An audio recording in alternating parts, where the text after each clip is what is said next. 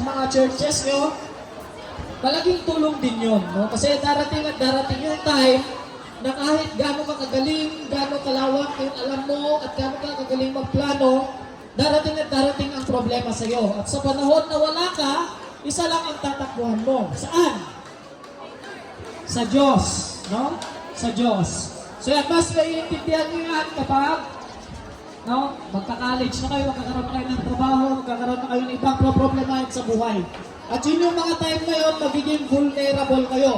Nalaklaka kayo na malulukoy iti, dakes aramid, no? Especially drugs. So ayan, no? Hopefully hanggang doon lang yung isi-share ko regarding sa illegal drug abuse. No? Kapag may mga kilala kayo, mga kaibigan kayo, na nahahatak na ng droga, subukan nyo siyang hilain, pabalik sa kabutihan. Sino yung kabutihan na yun? Ikaw.